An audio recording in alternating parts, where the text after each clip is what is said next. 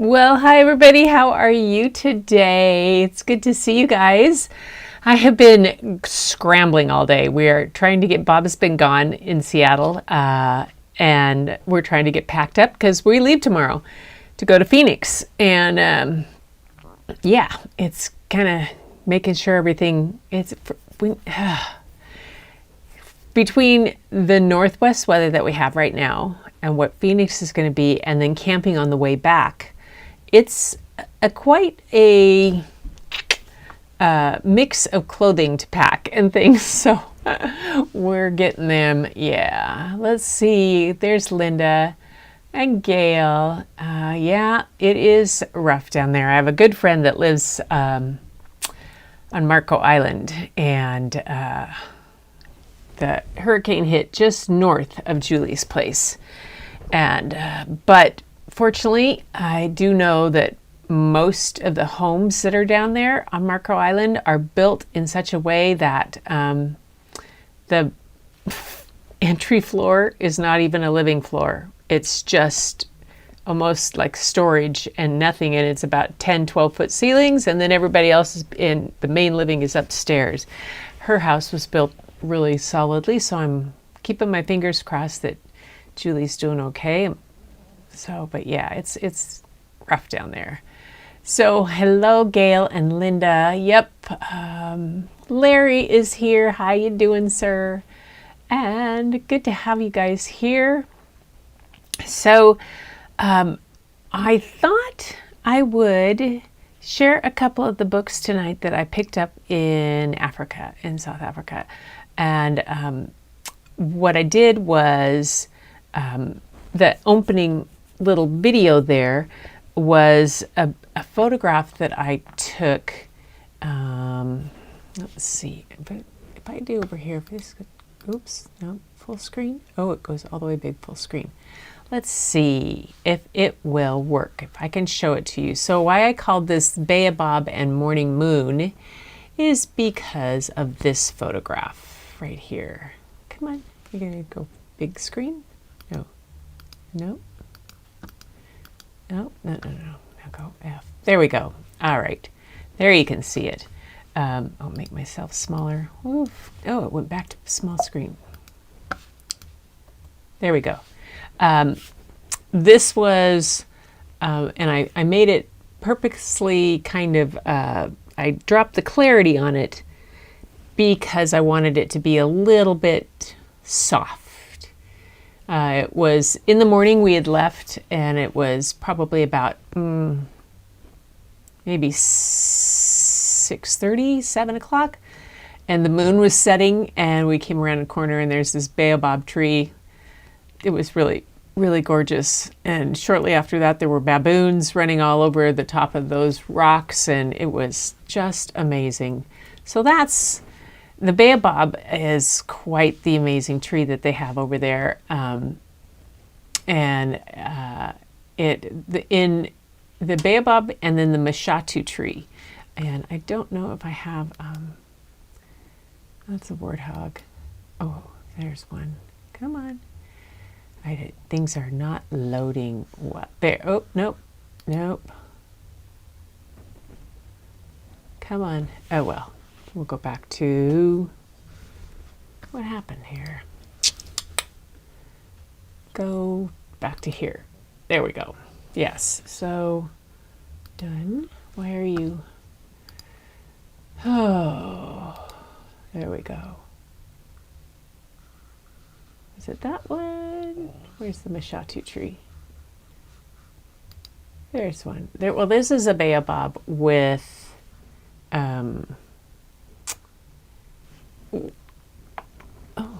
fiddle. Okay. This is a baobab with a baboon right there having a good old time. There were all of them running along the tree line there. And then I thought I had another one for you. This one, this is called a rock fig, and it really turned out cool in infrared they grow like crazy up through these just gigantic rock formations. And it's kind of their way of existing, because otherwise the elephants will come and can completely decimate a whole area. That one. Why is that? Oh, here's another one. This one I haven't taken.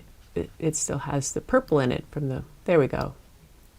Turned it black and white. That's what infrared does sometimes. So another one of those rock figs. And then there was this one more. That was a baobab on top of a ridge far away. And they're just so cool, the way that they show up, and they are in infrared. It's just something else. It was one of those things I really enjoyed doing. But the rock fig the rock fig was really one that I really liked. I took photos of several rock figs around. I just thought they were cool trees, and the way they showed in infrared was something else. So that's what I had for that. So I wanted to do, I have a book, one called Under the Baobab Tree. That was one of them. And then I have another one about rhinos. So then I'll show you my rhino pictures.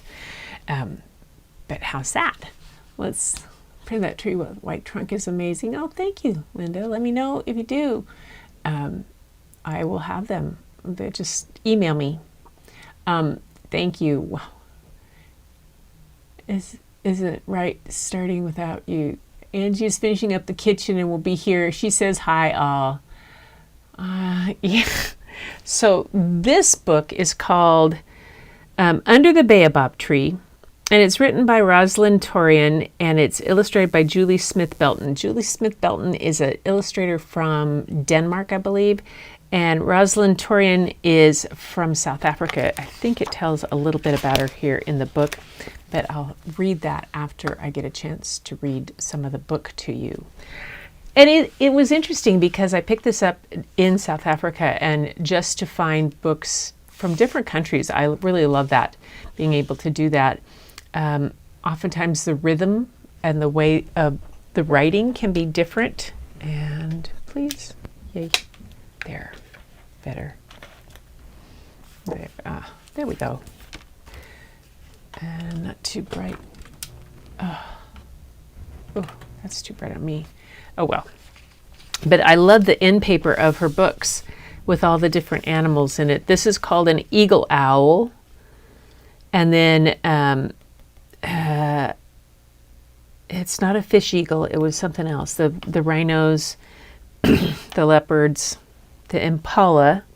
The number of different antelope type animals over there was absolutely stunning. The Nyala was one of my favorite ones, actually, because it's really, when you look at a Nyala, you can understand how so many tribal masks come about. But this is called Under the Baobab Tree. And it's a new book. She did it in 2022, so yay.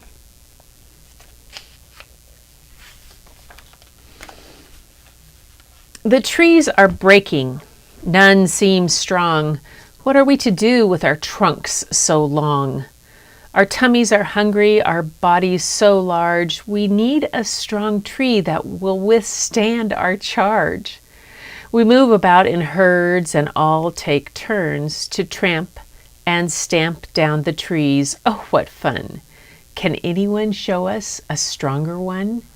There were parts of Mashatu that I could have sworn were like planted orchards, but they were bushes and trees where the elephants had gone through, and they had like torn out certain trees and left other ones to grow. It's pretty amazing.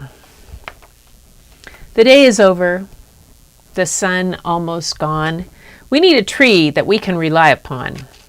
It needs to be big and preferably wide to provide enough space for our large backsides. Now that it's dark and a much cooler outside, we need a tree to lean on to scratch the mud off our hide. The mud is from rolling in the puddles over here to form an extra layer for our back and our rear, to protect us from the heat of the sun, because sunburn is really not much fun. We are now oh so itchy. Quick, find a tree. The itch needs to be scratched. Can't you see?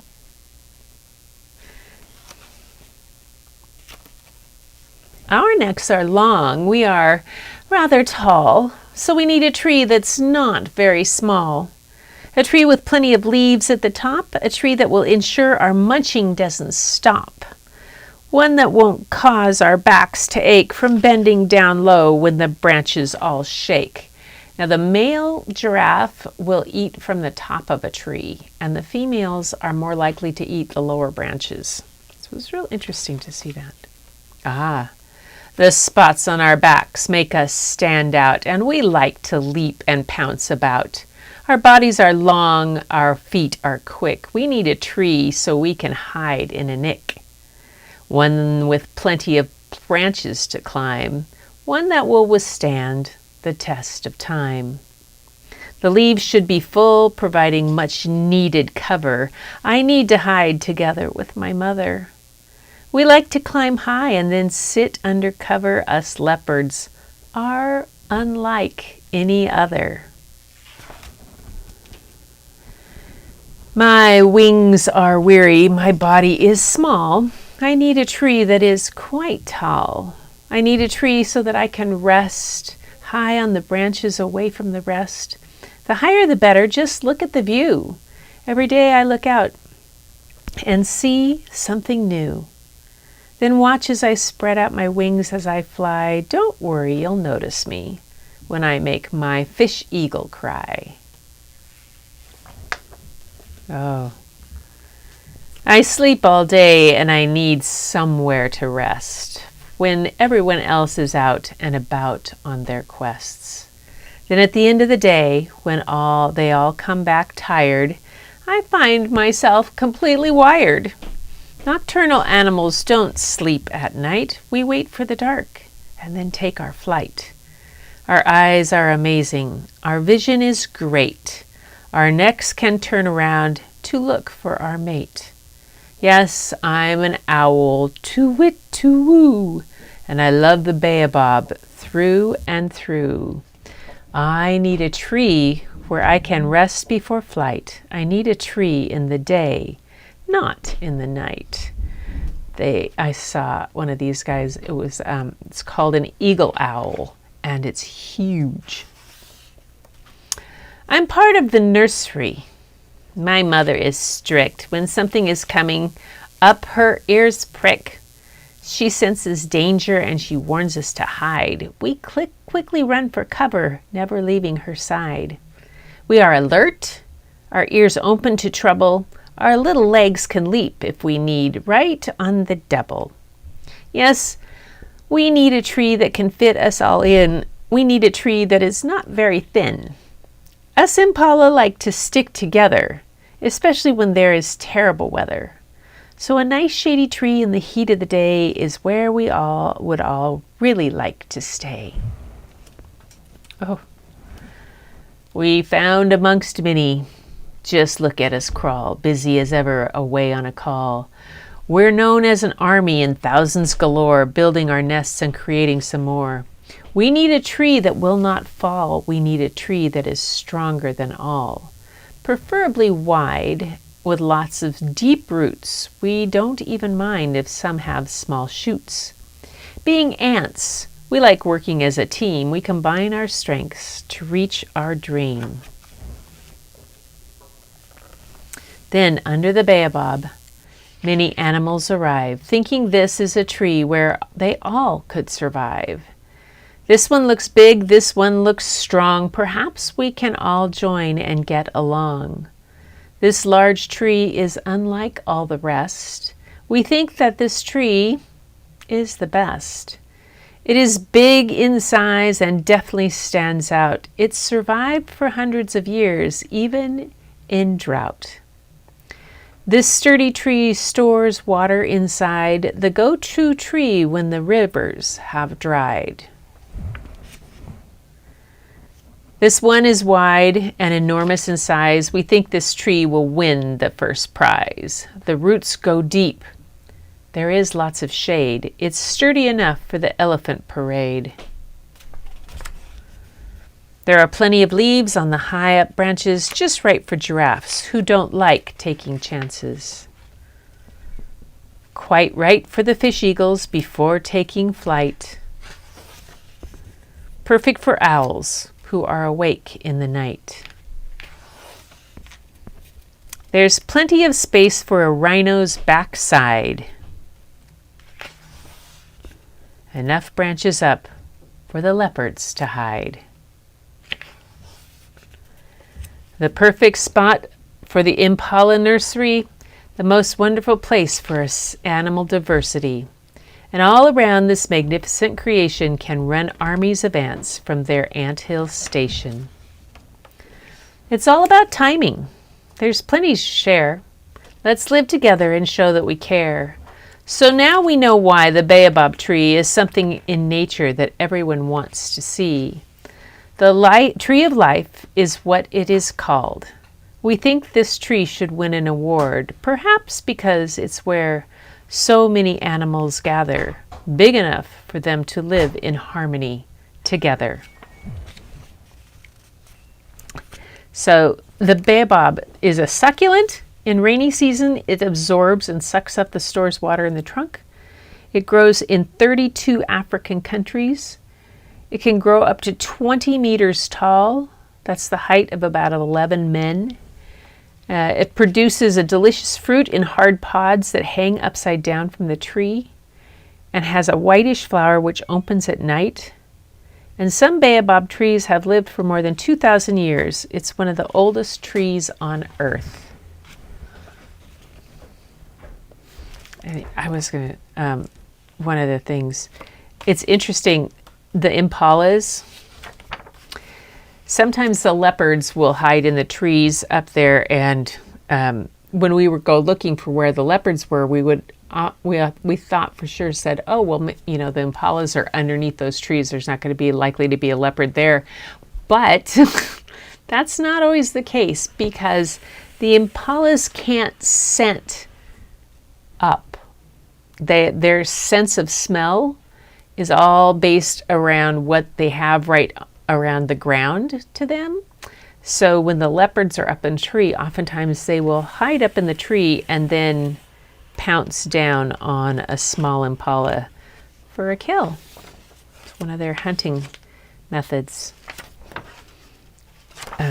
So that was always something I found interesting. The author, she's proudly South African mother of 3 children, residing in Durban, KwaZulu-Natal. She holds a Bachelor of Education and has a love for teaching, writing, and dance. She's the CEO and founder of the South African nonprofit trust, the LEARN Project, which stands for Let's Educate a Rainbow Nation, and aims to equip disadvantaged schools with libraries and book corners. Wow, that's cool.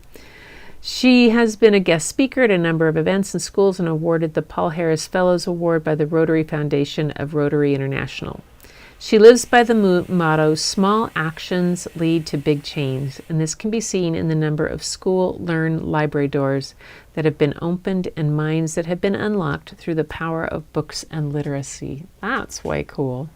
And the illustrator, Julie Smith Belton, is a visual artist working in painting and sculpture, photography, illustration, and graphic design. Whimsy, quirky humor, and photography, illustration, and playful creativity are the themes that run throughout her work. She was born and raised in South Africa and currently lives in Denmark with her family. She studied fine art and graphic design, graduating cum laude in 2004. She's exhibited and sold original artworks, taught art to children, and worked on a number of illustrated short stories and books. She has 4 kids and loves to work on things that bring joy to others, and lives with the dream of making everything around her beautiful and impacting the world through the creativity and love. Yay! That's cool. So that was a cool book. I hope you like that one. Let me go back here and see what you guys are saying. Yeah. Yeah, the illustrations in this teaching tool for little ones, it would.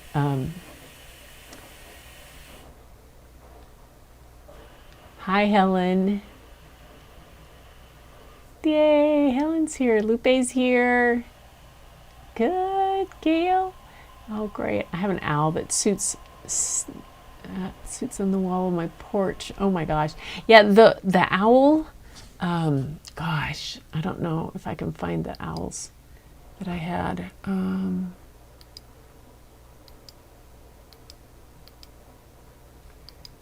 3, and no.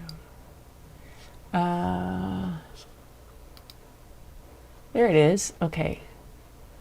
This one hasn't been developed really, and it's kind of, hang on, let me just get the black, bring the whites down.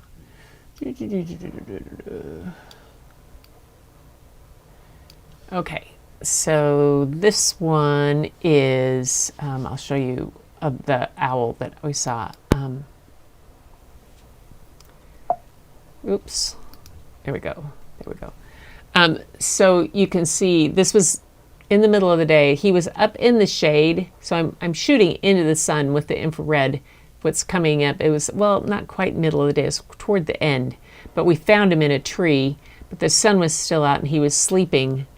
But he was huge, really huge. So I never would have been able to get this photograph at all if I had not had my infrared, because literally, I don't know if it shows in the, yeah. So you can see how dark it really is. And the infrared had to pull out, I had to work to pull out some shadows and to get it there. But because he was right stuck in the tree, and I was just really glad I had the infrared. That was made the whole trip, photographing there, a whole different experience and a lot of fun. I want to see if I can find now, because I want to read the rhino book and find the rhino pictures. And okay, here. So the rhino pictures that I'm going to show you are not ones that I'm going to publish at all. And I have couple other. The rhinos that we saw at Mala Mala have all had their horns removed, and they've had their horns removed because of poachers.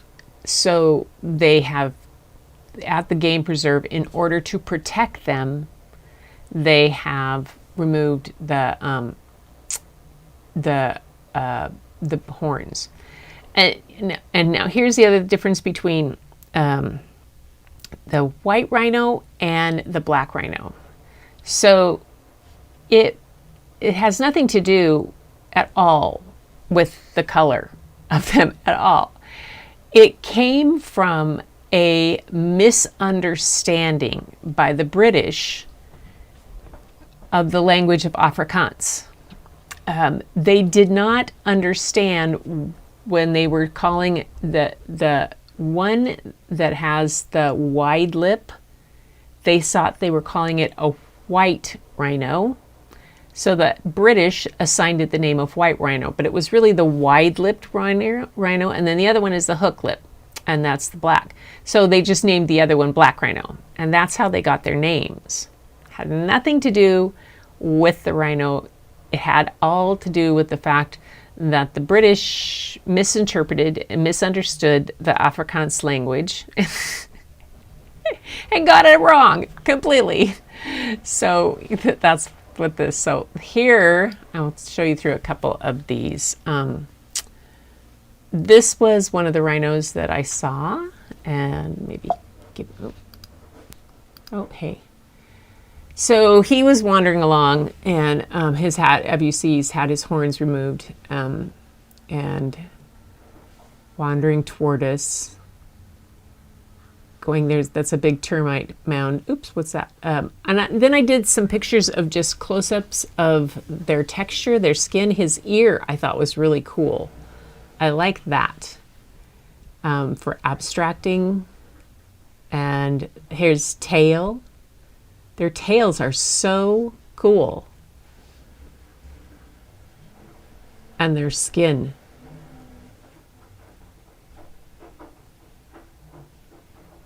So that the ear has that really cool shape. But you can see that he'd had his horn removed. It's sad that they've had to do that, but it's the way they had to do it to protect them. This is a close-up of the eye. They have these just deep, deep wrinkles around their eyes, and different than an elephant. The elephant has a lot longer eyelashes, but it has similar kind of skin and shape. But yeah, so I like that shape of them. So, oops, oh, that is a bad picture. But okay, have you ever heard about those crazy spider-eating wasps? That's what that was. And it was so dang big. I mean, sucker was probably, I heard it buzzing and I looked over and it was probably 3-4 inches long, but I couldn't get a picture of it. Darn, I tried really hard, but I couldn't get a picture of it because it was just, well, I kind of, here, I'll show you this one. If you see it, you can see the shape. It looks like a freaking fairy, doesn't it? But that's a spider wasp. And they actually take spiders out of their, out of the holes on the ground, and they try to catch them. Yeah, pretty crazy.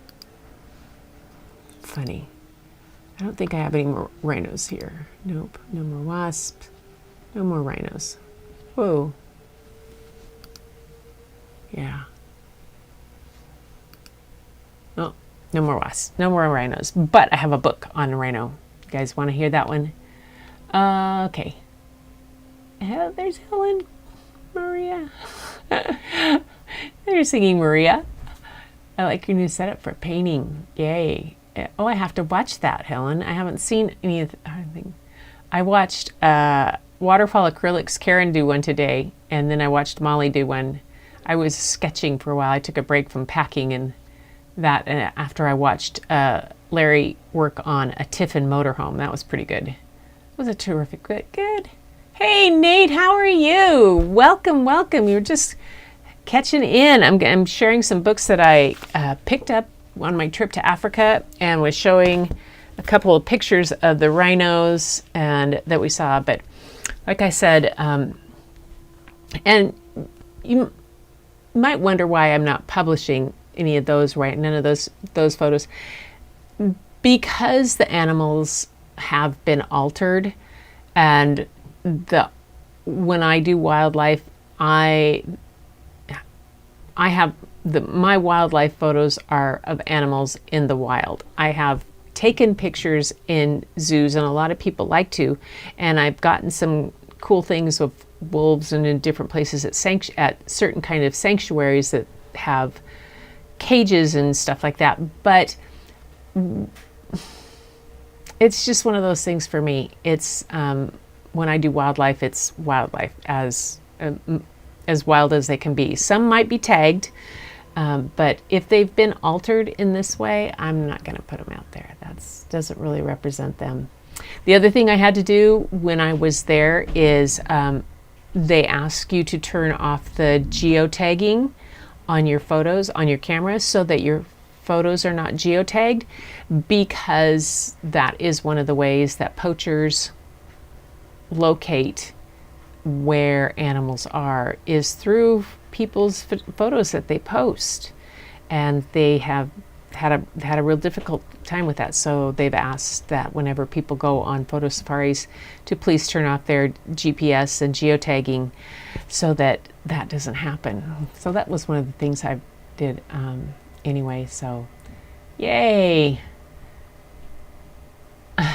So Nate's anyway, so it's good to have everybody here. All right, so this next book is it's called The Rumbling Rhino, and it's by the same authors.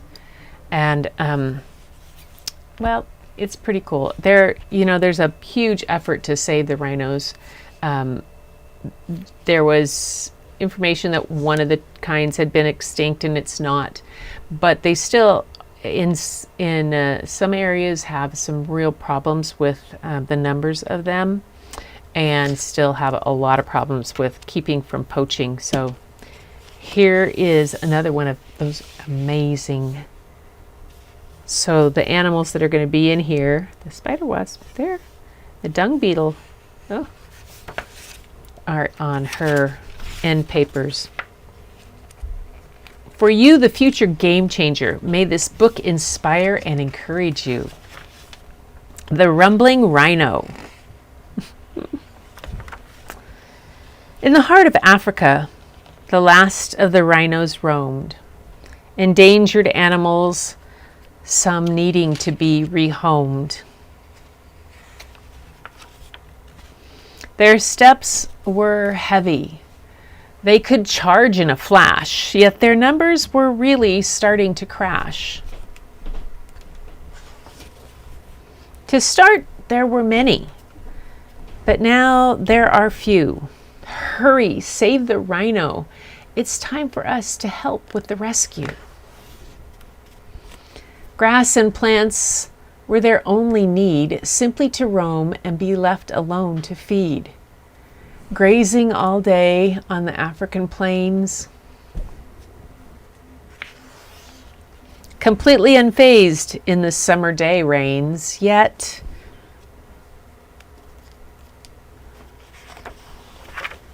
the poachers were hungry for money and wealth. They sadly wanted the rhino's horns all to themselves. More was the word that linked to their need. Stealing horns to make money was the cause of their greed. Hungry for gaining more and more of the horn, even if the rhino's baby had just been born. They plotted and planned some nasty tricks, and for this we needed to think and act quick. So I plotted and planned what could be done to help save this creature, to save every last one. It wasn't the other creatures we needed to fear. It was indeed the bad humans so terribly near.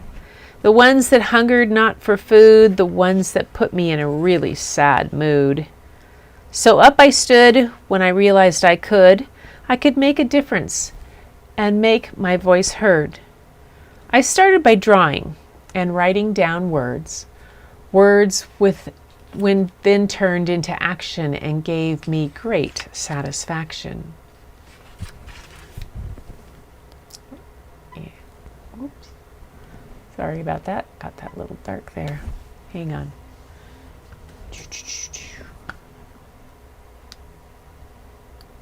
There we go. I would stand up for rhinos, big and small. Yes, indeed, I would try and save them all. The black and white rhinos were becoming a rare sight. From today on, I would stand up and fight the good fight. And so from today on, I will shout, hooray! We each have a voice and can have something to say.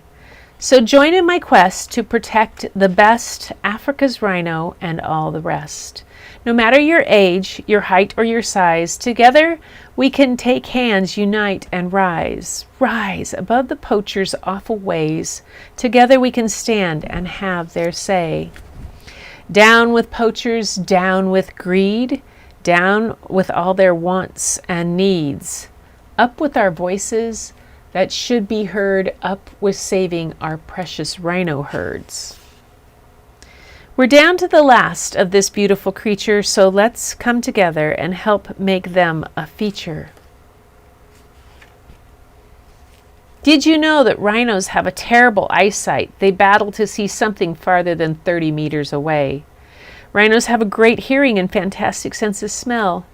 A rhino's horn is made up of a protein called keratin, the same as our fingernails and hair. It has no medicinal value. Anti-poaching dogs are a ranger's best friend and a poacher's worst enemy. They help detect when a poacher is near, making it difficult for them to find somewhere to hide. Did you know rhinos love wallowing? They cover themselves with mud to protect their skin from the sun when it dries. Rhinos rub their bodies against tree trunks to relieve their itches. They usually only give birth to one calf. Young rhinos stay with their mothers until they're 2 or 3 years old. Oxpecker birds have a symbiotic relationship with rhinos. They help keep the parasites away and warn the rhinos of danger. How can you tell the difference between a black and white rhino? Black rhino babies usually walk behind their mom. Black rhinos are known as hook-lipped rhino. As browsers, they have a pointy upper lip so they can forage off the leaves on the trees. Black rhino usually run away when they see humans, and they have a lifespan of 35 to 50 years. The white rhino babies usually walk in front of their mamas. The white rhino has flat lips and grazes off the ground. They have a lifespan of 40 to 50 years and can grow to 1.8 meters tall. White rhinos can weigh a massive 2,500 kilograms. That is the weight of about 30 men. And that's the ones that the Afrikaans language was misunderstood by the British, and they were trying to say, in Afrikaans, it was saying the wide-lipped, and that's what they have, as a wider lip, and the British thought they were saying white lip, so they called them the white rhino and just named the other one black rhino. I thought that was interesting. There is power in teamwork. As more can be done, let's stand together to save every last one. And they have an organization linked to saving the rhino. Care for the Wild is the largest orphan rhino sanctuary in the world. It said, how many hidden dung beetles can you find in the book? They were all over the place. They were all, did you see them all? A bunch of dung beetles everywhere. In the corners, one like there, running around. Funny. So that was the second one on the rhinos. And I think my favorite picture that I did of the rhinos has to be the eye one. And it's not loading. Here we go. Go back. Here. To this one. Yeah.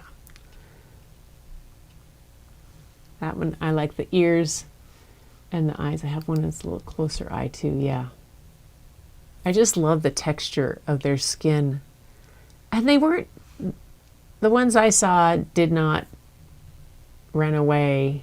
Although we had to slow, unlike with the elephants, it was a situation where with the elephants, you would pull up on a herd and they would just keep doing what they were doing. Some of them would come towards you. Some would just walk around you. They were not very skittish. The rhinos were solitary, and you did, when you knew where they were, you had to stop the vehicle real slow and then slowly kind of work your way around them so you came in front of them and far, so that, because they tended to go off. We followed one and he took us right back into a bog. Yeah. It was funny. It was funny, but yeah, they're far more solitary. So it was neat though to see them. Anyway, what's up? They need new horns made from carbon fiber. Yes. Be cool. Oh, yeah, I'm glad you like the iPhoto. Yeah. The cutouts in their ears are natural. That's just the way they are. Elephants were the same way. They have from different things they do, they rub on, or they might have been in a fight, or different type of things. I saw a clip springer, which is a little tiny antelope that had only one ear because it had gotten away from something. But most those ridges and clips and stuff are natural in the rhino's ears and in elephant ears that way. And it's one of the ways that they can help to identify the different ones that they have. Where I was in Malamala and in Mashatu, they don't tag any of the animals. It's a open private game reserve, huge area. And Malamala is, there's no fence between that and Kruger National Park, and none of the animals are tagged there either, but they can travel back and forth. But that's one of the ways that the naturalists and the scientists keep track of who's what and how they count them. So yeah, good question. Yay. Yes, those crazy, I tried so hard to focus on that to get a picture of it. It was nuts, but the rhino was moving along, and there goes the wasp, but I'm trying to get both. And then another time we had a swarm of bees go behind us when we were watching the lion, and that was freaky. That was probably the freakiest thing that happened there, was to have to hear that and just realize that 10 feet behind us, a whole swarm of bees just went. That was nuts. And technical issues. She is mishandling her wrench. Oh my gosh, fat thumbs. All right, you guys. So tomorrow night I am on the road, the first day of on the road, and I will be probably arriving at my grandkids about the time, the first set of grandkids, about the time that I would go live normally. So I have a pre-recorded, I did a premiere. It'll come off at 6:30. It's there. If I can hop on, I will. If not, I'm with McLean and Rook and Rory, and Grandma takes over there. It's gonna be like, hey, my grandkids. But the next night, we're gonna be in Winnemucca, but I have my setup with me. I'm on the road, so I'll have a story to be able to read. So I'll be able to do to the places. And then the day we arrive in Phoenix on Sunday, I did another pre-record because I know Layla and Lachlan will be. But then Layla and I will start doing some lives from then on. All right, you guys. So thank you so much for being here with us and for joining me for these stories from Africa, from South Africa, and from the area, and for letting me share my pictures with you on these. The elephants. I'll get those together. I haven't got all of those together yet. I'm still working on it. Okay, Larry, you'll get a crack. Okay, so I don't know about you guys, but up here in the Northwest, we have these starlings. Starlings are these irritating blackbirds that will come in and they can in the orchard they can ruin a cherry crop. They're just irritating. In Africa, they have starlings too, and they don't look like ours. They look like this. They are freaking beautiful. Just so crazy beautiful. I like iridescent in the different way. And this is in the middle of the day. This wasn't, I never was out in the middle of the day. This was afternoon, so this was probably 3:30 or 4 probably. But still, the iridescence of them. All right, enough of that. I just had to show you a starling. I thought you guys, other people in the Northwest would laugh. Did she? Oh my God, that's hilarious. That's great. Yay. I'm so sorry. I don't know what I did. Oh, did Angie ban a couple comments? Oh my gosh. That's take my wrench away, please. Oh my gosh. You guys are hilarious. That's great. Roll call. All right, everybody's here. We have a southern white rhino at our zoo that's 49. Their median life expectancy is 31, so she's really old lady. That's cool. That's amazing. Hey, hey, Julia is here. Nice. Excellent. How do I correct the timeout? Does anyone know? Going out to Google, it will take them out of timeout.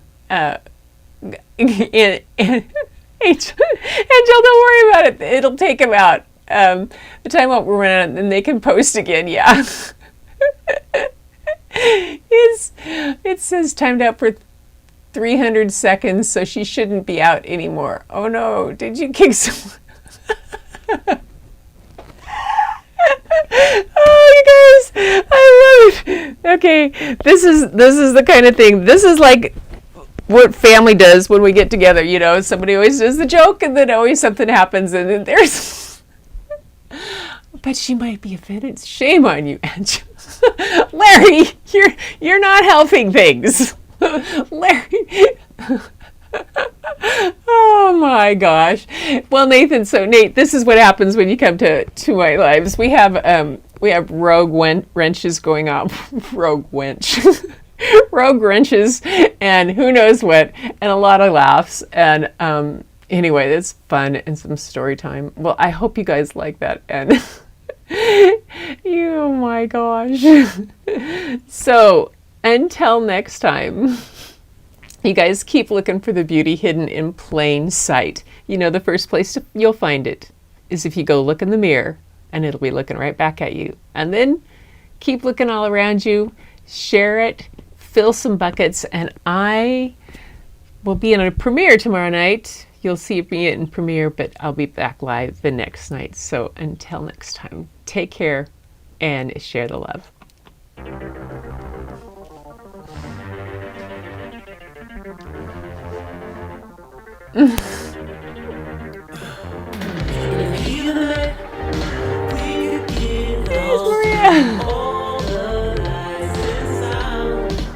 This has been a test of the American broadcasting system. Oh my God. Julia. Oh, you're walking over to Mom.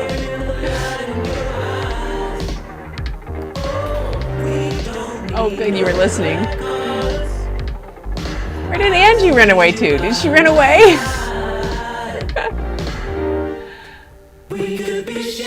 Hey, Helen.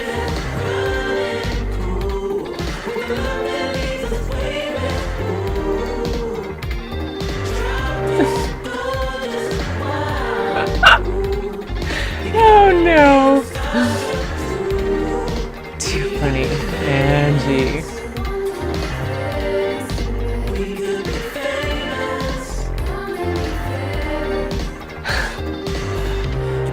Oh, no, no. Angie, no sobbing allowed.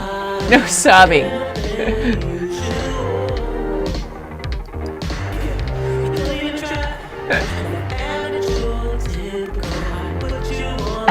Abby.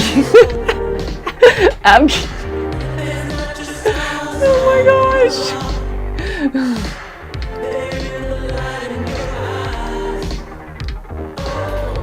Grandma Goo. Yeah, Grandma Goo is having it. I can hardly wait to see the kids. Rory is like scooting all over the place. She is just a crazy little kid. Baby Goo. I will have so much fun with them. Thank you. Mahalo, Helen. I'm glad you like that. Yay.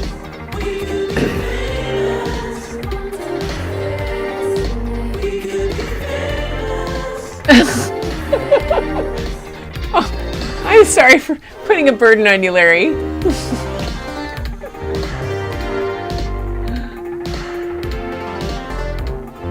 Mockingjays, yeah.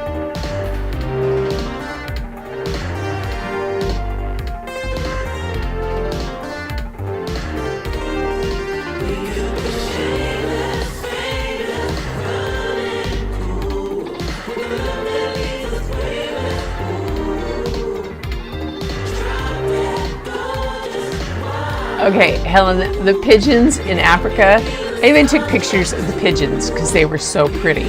I mean, it was crazy.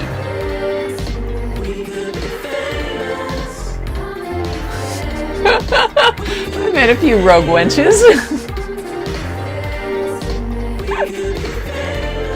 Oh my God.